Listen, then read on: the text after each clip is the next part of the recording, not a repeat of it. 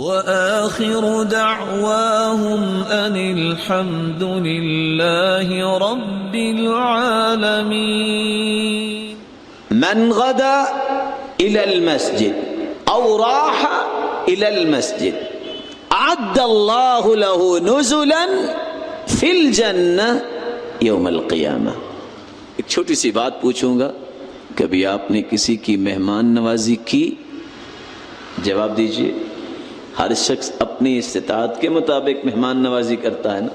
کوئی دسترخوان بچھا دیتا ہے، برتن ہی برتن نظر آ رہے ہیں، اور کچھ لوگوں کا ذہن ہوتا ہے کھانا ہی کھانا ہے، اتنے برتن رکھنے کی کون سی ضرورت ہے.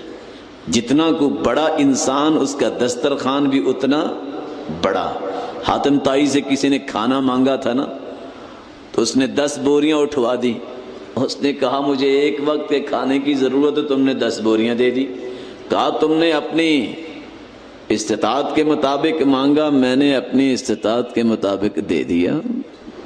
سچ بتائیے جب اللہ مہمان نوازی کریں گے تو کیسی ہوگی؟